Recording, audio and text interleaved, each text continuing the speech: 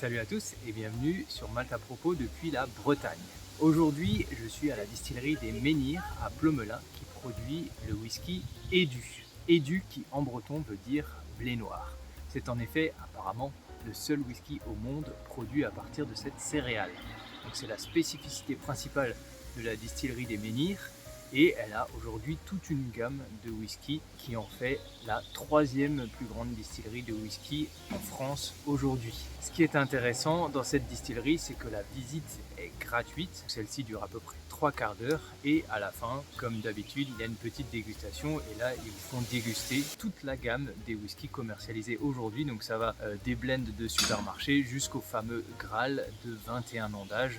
Ça vaut vraiment le coup d'y aller, ça vaut vraiment le coup de faire le détour au sud de Quimper. N'hésitez pas à passer faire un petit coucou, à visiter la distillerie des Menhirs à Plomelin.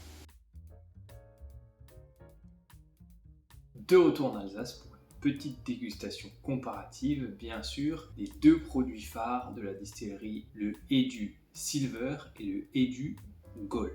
Mais avant cela, quelques mots sur la distillerie elle-même. Comme évoqué tout à l'heure, la visite est intéressante. Pourquoi ? Car on sent que c'est une histoire familiale. Cela imprègne les lieux et le discours du guide qui vous fait la visite. C'est désormais la 5e génération de distillateurs qui œuvrent aujourd'hui à la distillerie des Menhirs. Mais l'histoire a débuté en 1921 et à ce moment-là, c'était encore des distillateurs ambulants que l'on appelait à l'époque des bouilleurs du cru et qui se déplaçaient chez l'habitant pour distiller la production de chaque habitant. Mais avec cette pratique de production familiale de cidre qui décline de génération en génération, les générations suivantes de la famille Lelay ont dû s'adapter. Ils ont donc sédentarisé leur outil de production et c'est comme ça qu'est née la distillerie des Menhirs. Donc Guy Lelay poursuit le travail de son père et de son grand-père avant lui. Il développe la distillerie et il innove beaucoup. C'est en effet lui qui crée le premier pommeau de Bretagne,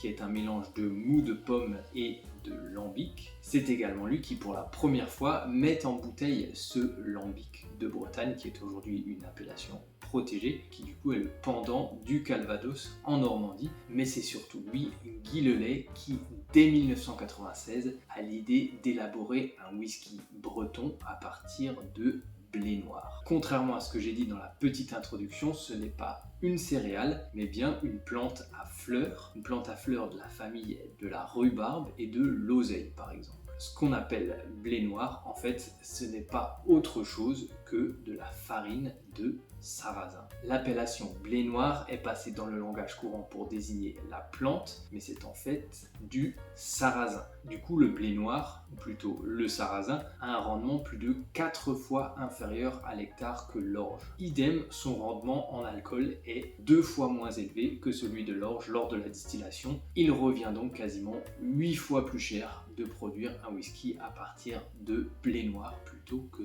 d'orge. À quoi bon, me direz-vous, faire un whisky à partir de sarrasin ? Eh bien à cause de l'aromatique. En 2002, le whisky Édu Silver, que j'ai ici en petite mignonnette, est sorti sur le marché français et il a été globalement salué par la critique. Depuis cette date, la distillerie a complètement changé de braquet. Les premières générations de la famille Lelay avaient toutes vécu des produits de la pomme. Depuis le lancement du whisky Édu, ce n'est plus le cas.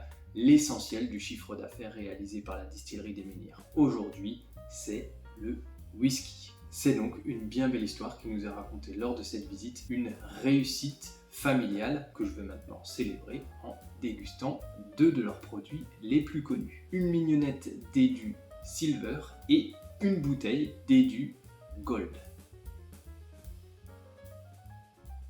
2 des whiskies les plus emblématiques de la distillerie, car la distillerie Édu aujourd'hui s'est taillée quand même une réputation nationale, voire internationale. Donc si on part du Silver, 5 ans d'âge, exclusivement du blé noir et un vieillissement réalisé exclusivement en exfus de cognac du chêne français qui apporte une toute autre aromatique que le chêne américain. Réduit à 43 degrés d'alcool avec de l'eau de source locale, mais ni filtré ni coloré. Et l'Édu Gold, eh bien c'est exactement la même chose, sauf qu'on double la durée de vieillissement, 10 ans et 100% blé noir, également réduit à 43 degrés d'alcool, mais ni filtré ni coloré. Tout ça est très bien expliqué sur la bouteille, on a toutes les informations, vraiment c'est très bien fait. Le whisky Edu passe pour être unique à cause de son profil aromatique, donc de cette farine de blé noir. Notre guide nous a d'ailleurs dit que lorsqu'elle fait visiter la distillerie et qu'elle nous fait sentir ce qui sort de l'alambic de distillation, elle a souvent la remarque, on n'a pas l'impression que c'est du whisky, ça sent énormément la pomme, comme par hasard, et ce serait dû à ce sarrasin, qui est très fruité, et notamment sur la pomme, on a vraiment l'impression, au nez en tout cas, d'avoir un alcool de pomme. Assez monolithique au nez comme ça, en tout cas sur le silver, mais ce qui est à noter c'est que l'alcool est plutôt bien intégré, et qu'on a quelque chose, mis à part la pomme, de très doux, très rond, assez accessible, mais c'est également très surprenant pour l'amateur de whisky parce qu'on n'a pas du tout l'impression d'avoir un whisky.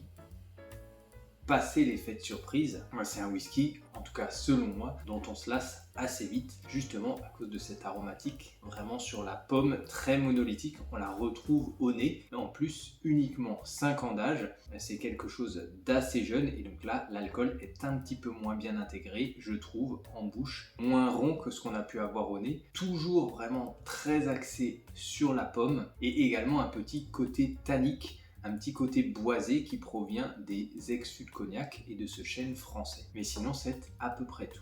Pour moi, en bouche, il y a un manque clair de maturité et de complexité. Voilà, c'est un whisky qui, pour moi, est trop jeune. Il faut laisser du temps au temps. C'est valable pour le single pot style irlandais, c'est valable apparemment pour le whisky de blé noir. Pas un whisky qui correspond franchement à mon palais, c'est pour cela que je n'ai ramené qu'une seule mignonnette de ce whisky. On va passer au Gold.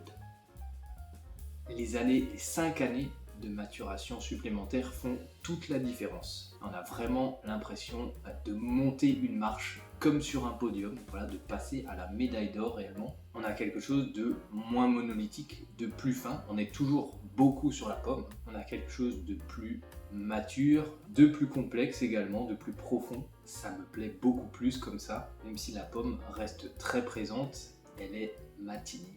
Elle est assagie, complexifiée par le reste du profil aromatique, plus attractif, plus plaisant. On va voir si ça se confirme en bouche.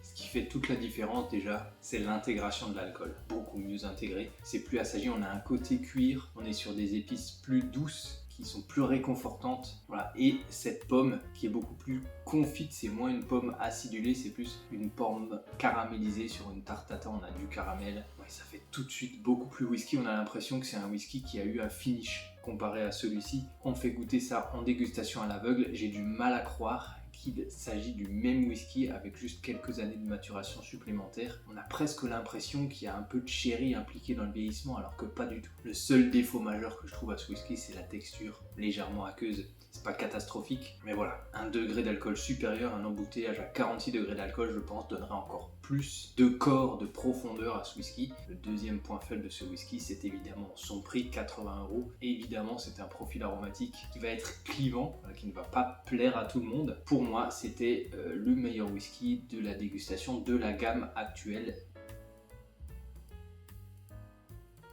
Les blends de supermarché, ce silver, ce gold, on a un 15 ans d'âge qui est sorti il y a peu de temps, 165 € avec 5 ans de maturation en plus, mais exactement le même schéma que le silver et le gold. Et on a encore ce Graal, 21 ans d'âge, exactement le même schéma d'ex-fût de cognac, chêne français, 100% blé noir, réduit à 43 degrés d'alcool. Là, la réduction, elle est moins dommageable parce que ce gold, il a une texture légèrement aqueuse. Ce n'est pas le cas pour le Graal, le 21 ans d'âge, mais là c'est 500 € la bouteille. Donc là pareil, je me suis pas laissé tenter, même s'il était encore 2 crans au-dessus au moins que ce gold, 500 €.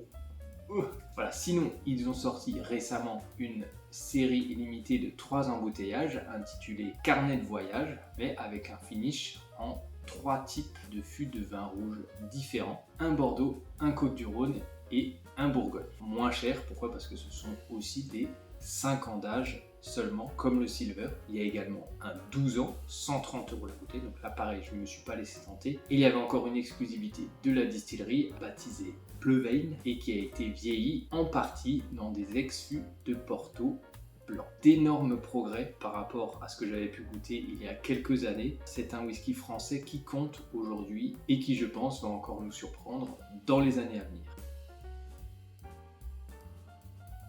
Voilà, et ben c'est tout pour aujourd'hui, c'est tout pour ce 79e épisode de Malte à propos. J'espère encore une fois que vous avez apprécié cette vidéo, que vous avez appris 2-3 petites choses dans cette vidéo. Bientôt le 80e épisode donc, et bientôt le cap des 800 abonnés franchis. On continue, on ne s'arrête pas en si bon chemin, mais en attendant bien sûr, le plus important, portez-vous bien.